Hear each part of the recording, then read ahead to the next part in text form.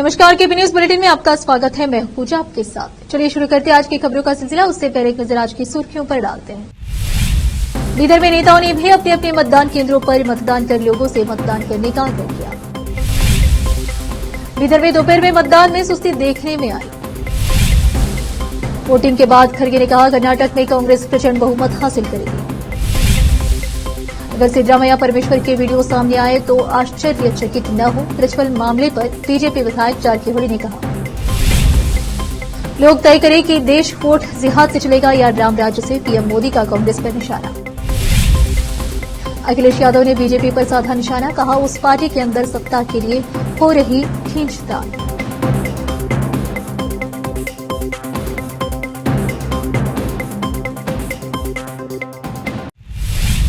समाचारों का सिलसिला शुरू करते हुए देखते समाचार विस्तार से। पहले देखेंगे स्थानीय समाचार। बीदर में आज मतदान सुबह 7 बजे शुरू हुए। दोपहर 1 बजे तक मतदान 37.97% रहा और यह प्रतिशत दोपहर में कमजोर पड़ा। तेज धूप और गर्मी के कारण दोपहर में लोग मतदान केंद्र पर पहुंचने में सुस्ती दिखाए। आज मतदान केंद्रों पर नेताओं ने भी अपने मत का उपयोग कर मतदान किए। इसमें एमएल से अरविंद कुमार अरली, पूर्व विधायक अशोक खेनी, पूर्व विधायक पंडप्पा काशमपुर, विधायक प्रभु चौहान, नेता चंद्र सिंह, सूर्यकांत नागवारपल्ली, मोहम्मद रऊफुद्दीन कचेरीवाला सहित अन्य नेताओं ने अपने अपने निर्धारित मतदान केंद्र पहुंचकर मतदान किए हैं। बीदर में मतदान आज सुबह शुरू होने के बाद सुबह के समय मतदान केंद्रों पर बड़ी संख्या में मतदान केंद्रों पर पहुंचे। वहीं दोपहर के समय यानी 1 बजे के बाद से मतदाताओं में सुस्ती देखने में आई। उसका कारण तेज धूप, गर्मी और बढ़ता तापमान रहा। हालांकि इसके बाद शाम 4-5 बजे फिर से मतदान में तेजी देखने में आई। मतदान करने आने वालों की सुविधा का खास ख्याल रखा गया। रिटर्निंग ऑफिसर एवं जिलाधिकारी गोविंद रेड्डी और एसपी चन्नबसवन्ना आईएसएल ने मतदान केंद्रों का जायजा लिया और समय समय पर नियुक्त अधिकारी व कर्मियों को निर्देश देते आए। एनएसयूआई के राज्य महासचिव मोहम्मद फिरोज खान ने बीदर दक्षिण क्षेत्र के अमलापुर ग्राम में अपना वोट कास्ट किया और काउंसलर मोहम्मद नवाज खान ने भी मतदान किया। उन्होंने मतदाताओं को अपने मताधिकार का उपयोग करने का आग्रह किया। मतदान के बाद फिरोज खान ने मीडिया से बात की। एंकर अश्विनी रेड्डी और खुसरो अहमद की रिपोर्ट। यहाँ पे आप देख सकते हैं छाया के लिए शामियाने के साथ साथ यहाँ पे वोटिंग बूथ भी बनाया गया है ताकि लोग यहाँ पे वोट डालने के बाद फोटो खिंचवा सके और ये लोगों में एक मोटिवेशन के तौर पे काम करेगा। और आप देख सकते हैं कि यहाँ पे जो फर्स्ट टाइम वोटर्स हैं वो और उनके साथ साथ बुजुर्ग भी यहाँ पर आ रहे हैं। अभी आपने मतदान किया है? जी हाँ। ओके, तो कैसा लग रहा है आपको मतदान करके? बहुत अच्छा लग रहा है। ये हमारी सबकी रिस्पॉन्सिबिलिटी है, सारे देश के नागरिकों की, कि हमारा ये हक है कि हम वोट करें। और बहुत खुशी हो रही है मेरे को। यहाँ पे भी सारे अब बीदर डिस्ट्रिक्ट में 70 to 80% वोटिंग हो रही है और बहुत मैं मुबारकबाद देता हूँ सारी जनता को कि बाद बहुत जागरूक होकर सभी मिलजुल के जो वोटिंग हो रही है, बहुत खुशी की बात है। अभी शाम 7 बजे तक का टाइम है। अभी जो जनता अभी तक यहाँ पे नहीं आई है वोट कास्ट करने के लिए, उनसे आप क्या कहना चाहेंगे? सभी से गुजारिश है, सभी घर से बाहर निकलिए, अपना जो वोट का हक है वो वेस्ट ना होने दीजिए। और जो देश का माहौल है ये बहुत ज़रूरी है कि आप अपना हक किसी को लेने ना दिए और खुद वोट करें आके। रोकते समाचारों का सिलसिला ब्रेक के लिए। जल्द लौटते हैं ब्रेक के बाद।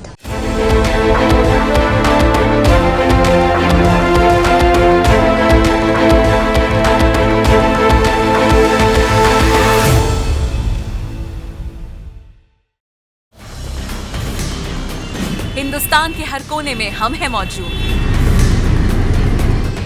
24 घंटे हालात पर गहरी नजर, खबरों से जुड़े चुपते सवालात और आपको दिखाता है धार्मिक, सामाजिक, राजनीतिक, लोकल और इंटरनेशनल न्यूज की सबसे बेहतर कवरेज जो आपको रखती है हर पल बाखबर। देश और दुनिया भर की खबर के लिए देखते रहें केपी न्यूज 24/7। ब्रेक के बाद आपका स्वागत है। आइए देखते हैं राज्य के समाचार। मंगलवार को यहां अपना वोट डालने के बाद कांग्रेस अध्यक्ष मल्लिकार्जुन खड़गे ने कहा कि सबसे पुरानी पार्टी कर्नाटक में प्रचंड बहुमत हासिल करेगी और इसमें कोई संदेह नहीं है। कर्नाटक में लोकसभा चुनाव के दूसरे चरण में 14 सीटों पर मतदान जारी है। राज्यसभा में विपक्ष के 81 वर्षीय नेता अपनी पत्नी राधाबाई खड़गे के साथ यहां बसवन नगर में एक मतदान केंद्र पर गए थे। पत्रकारों से बात करते हुए उन्होंने कहा चीजें अच्छी हैं, हर जगह से अच्छी खबरें आ रही है। इस तीसरे चरण में राष्ट्रीय स्तर पर गठबंधन के सहयोगियों इंडिया अलायंस को ताकत मिल रही है। निश्चित रूप से इस चरण में भी हमें अच्छा समर्थन मिलेगा। बीजेपी विधायक रमेश जारकिहोली ने कहा कि महानायक की सीडी फैक्ट्री में राज्य के कई राजनीतिक नेताओं के वीडियो हैं और अगर मुख्यमंत्री सिद्धरामैया और गृह मंत्री डॉक्टर जी परमेश्वर के भी वीडियो सामने आए तो किसी को आश्चर्य नहीं होना चाहिए। जेडीएस सांसद प्रज्वल रेवन्ना के यौन शोषण वीडियो पेन ड्राइव को जारी करने में कई लोग शामिल थे, जिनमें कुछ भाजपा नेता भी शामिल थे और वह खुद 4 जून के बाद इस पर बोले थे। जारकिहोली ने मंगलवार को गोकाक शहर में संवाददाताओं से कहा कि प्रज्वल की हरकतें शर्मनाक है, लेकिन मामले की जांच सीबीआई से होनी चाहिए। उन्होंने कहा, जब एसआईटी मेरे वीडियो की भी जांच कर रही थी तो मुझे उस पर भरोसा नहीं था। प्रज्वल का मामला सीबीआई को सौंप दिया जाना चाहिए और सुप्रीम कोर्ट के सिटिंग जज को इसकी निगरानी करनी चाहिए।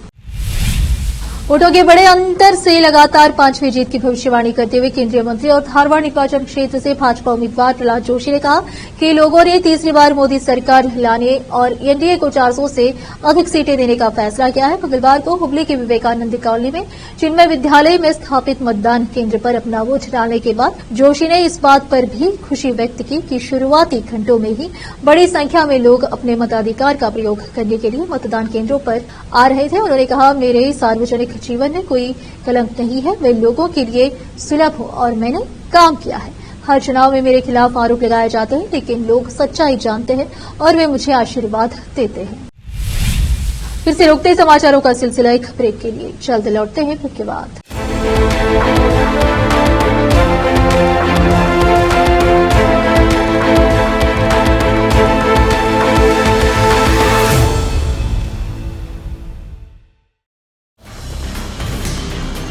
हिंदुस्तान के हर कोने में हम हैं मौजूद। 24 घंटे हालात पर गहरी नजर, खबरों से जुड़े चुपते सवालात और आपको दिखाता है धार्मिक, सामाजिक, राजनीतिक, लोकल और इंटरनेशनल न्यूज की सबसे बेहतर कवरेज जो आपको रखती है हर पल बाखबर।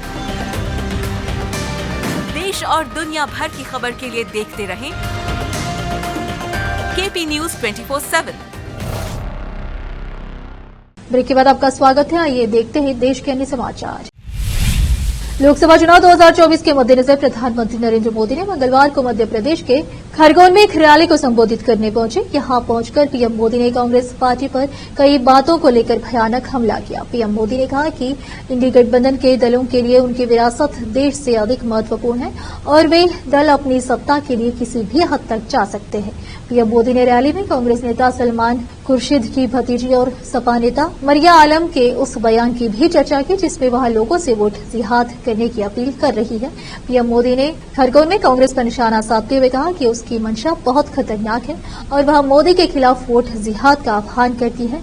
पीएम मोदी ने मंच से जनता को कहा कि देश का इतिहास अब एक महत्वपूर्ण मोड़ पर है। लोगों को तय करना होगा कि भारत वोट जिहाद से चलेगा या राम राज्य से। पीएम ने यह भी कहा कि इंडी गठबंधन के दलों को जनता के भाग्य की चिंता नहीं है, वे अपने परिवार को बचाने के लिए चुनाव लड़ रहे हैं। पीएम मोदी ने रैली में कहा कि एक और पाकिस्तान में आतंकवादी भारत के खिलाफ जिहाद की धमकी दे रहे हैं और इधर कांग्रेस के लोगों ने भी मोदी के खिलाफ वोट जिहाद करने की घोषणा की है। इसका मतलब है कि एक विशेष धर्म के लोगों को मोदी के खिलाफ एकजुट होकर वोट करने के लिए कहा जा रहा है। पीएम मोदी ने लोगों से कहा कि कल्पना करिए कि कांग्रेस किस स्तर तक गिर चुकी है। उन्होंने कहा कि कांग्रेस के इरादे भयानक है और उसकी साजिशें खतरनाक है। समाजवादी पार्टी सपा के अध्यक्ष अखिलेश यादव ने मंगलवार को दावा किया कि भारतीय जनता पार्टी भाजपा के अंदर सत्ता को लेकर खींचातान जारी है। यही वजह है कि उसके नेता आत्मतुष्टीकरण के लिए बयान दे रहे हैं। उन्होंने भाजपा के लोगों पर मैनपुरी में बूथ लूटने की साजिश रचने का आरोप भी लगाया। यादव ने मैनपुरी लोकसभा क्षेत्र के अंतर्गत आने वाले इटावा के सैफे में वोट डालने के बाद कहा, भाजपा के अंदर खींचातान हो रही है कि सत्ता किसके हाथ में हो, उसके नेता आत्मतुष्टीकरण के लिए बयान दे रहे हैं।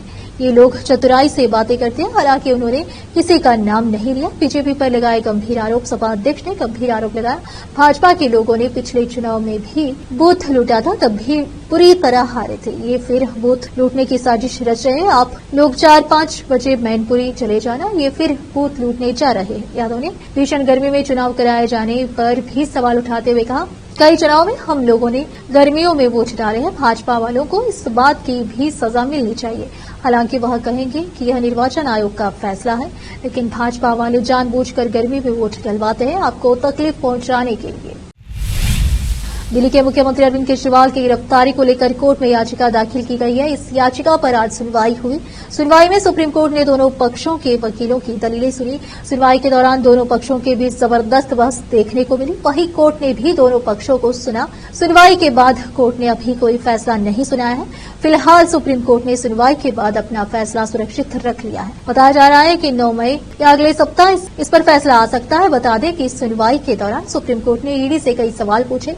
सुनवाई के दौरान जस्टिस संजीव खन्ना ने कहा कि चुनाव का मौसम है, यह असाधारण स्थिति है, वो दिल्ली के सीएम हैं, इनके खिलाफ कोई केस नहीं है। जस्टिस संजीव खन्ना के बयान पर विरोध जताते हुए जस्टिस तुषार मेहता ने कहा कि सिर्फ इसीलिए कि क्या कोई सीएम है ऐसा नहीं हो सकता। क्या हम राजनेताओं के लिए अपवाद बना रहे हैं? क्या चुनाव के लिए प्रचार करना ज्यादा महत्वपूर्ण होगा? जस्टिस खन्ना ने कहा कि यह अलग बात है, चुनाव 5 साल में एक बार होते हैं, हमें यह पसंद नहीं है। जस्टिस खन्ना ने कहा कि राजनीतिक लोगों के साथ अलग व्यवहार नहीं किया जा सकता है और हम इस पर सहमत हैं। एएसजी ने कहा कि लेकिन देखा जाए तो गिरफ्तारी सही थी। लोकसभा चुनाव के तीसरे चरण का मतदान हो रहा है। इनमें उत्तर प्रदेश की 10 सीटों पर वोटिंग हो रही है। वोटिंग सुबह 7 बजे से जारी है। इस बीच समाजवादी पार्टी के राष्ट्रीय महासचिव रामगोपाल यादव ने राम मंदिर पर विवादित बयान दिया है। उन्होंने पत्रकारों से बातचीत करते हुए कहा कि राम जी के दर्शन वो रोज करते हैं। उन्होंने अयोध्या में दर्शन के लिए जाने के बारे में कहा कि राम मंदिर का नक्शा और वास्तु ठीक नहीं है, मंदिर ऐसे नहीं बनता, वो मंदिर बेकार है। उन्होंने कहा कि पुराने मंदिर देख लीजिए कैसे बने हैं, दक्षिण से लेकर उत्तर तक नक्शा ठीक से नहीं बना है, मंदिर को वास्तु के लिहाज से ठीक नहीं बनाया गया। वहीं रामगोपाल यादव के बयान पर मुख्यमंत्री योगी आदित्यनाथ ने पलटवार किया है। सीएम ने कहा समाजवादी पार्टी आस्था का सम्मान नहीं करती, ये राम के अस्तित्व को नकारने वाले लोग हैं। एक बार फिर से रुकते हैं एक ब्रेक के लिए, जल्द लौटते हैं ब्रेक के बाद।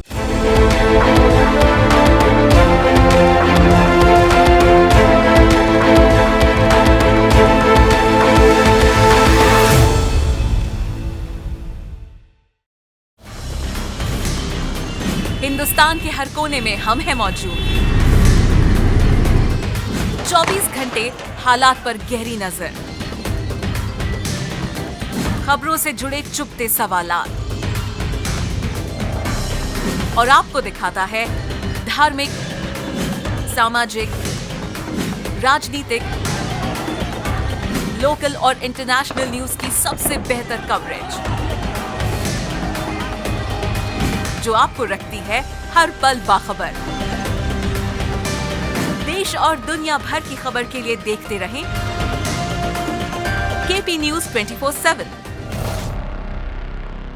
ब्रेक के बाद आपका स्वागत है। आइए देखते हैं अब अंतर्राष्ट्रीय समाचार।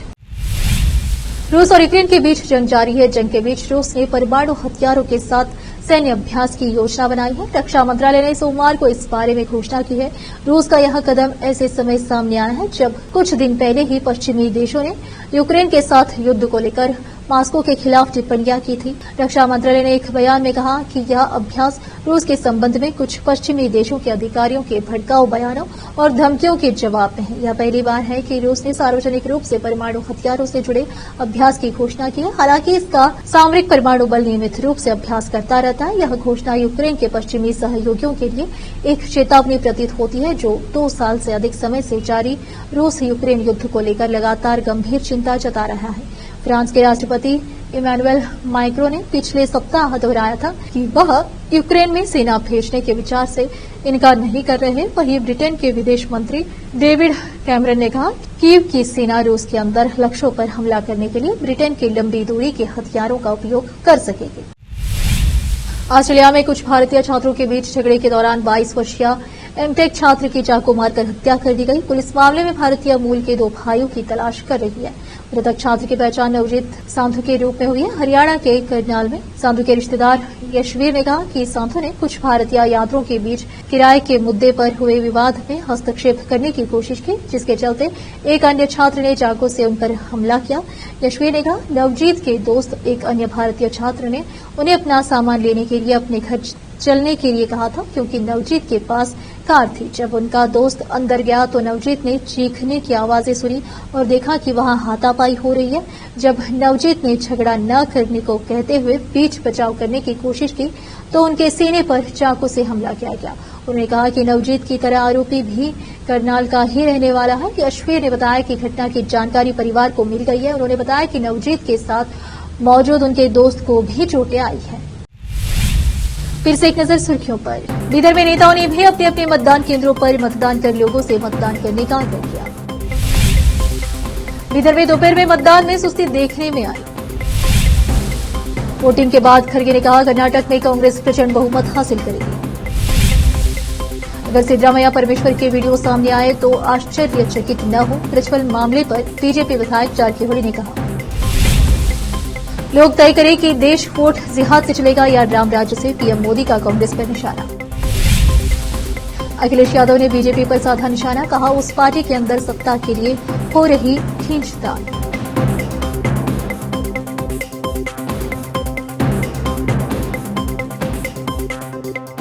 केपी न्यूज के बुलेटिन में आज इतना ही। देखते रहिए हमारा चैनल केपी न्यूज 24/7। धन्यवाद।